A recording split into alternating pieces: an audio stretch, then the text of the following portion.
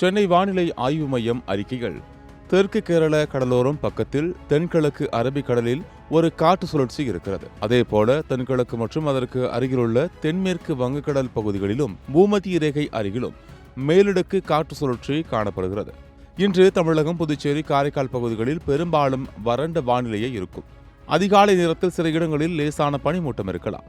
நாளை முதல் 10ஆம் தேதி வரை கடலோர தமிழகத்தின் சில இடங்களில், புதுச்சேரி மற்றும் காரைக்காலிலும் லேசான முதல் மிதமான மழை பெய்ய வாய்ப்பு இருக்கிறது. உள் மாவட்டங்களில் வறண்ட வானிலை தான் இருக்கும். அங்கும் அதிகாலை நேரத்தில் ஓரிரு இடங்களில் லேசான பனிமூட்டம் காணப்படலாம்.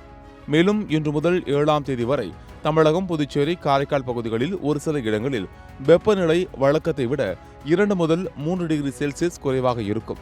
சென்னை மற்றும் புறநகர் பகுதிகளில் இன்று மற்றும் நாளை வானம் ஓரளவு மேகமூட்டத்துடன் காணப்படும்.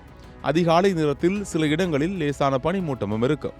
இன்று முதல் 8ஆம் தேதி வரை தென்மேற்கு மற்றும் அதனை ஒட்டி உள்ள தென்கிழக்கு வங்கக்கடல் பகுதிகள், தென் தமிழக கடலோர பகுதிகள், மன்னார் வளைகுடா மற்றும் குமரிக்கடல் பகுதிகளில் மணிக்கு 45 முதல் 55 கிலோமீட்டர் வேகத்திலும், சில நேரங்களில் 65 கிலோமீட்டர் வேகத்திலும் பலத்த காற்று வீசக்கூடும். அதனால் இந்த பகுதிகளுக்கு மீனவர்கள் கடலுக்கு செல்ல வேண்டாம் என்று எச்சரிக்கை விடுக்கப்பட்டுள்ளது.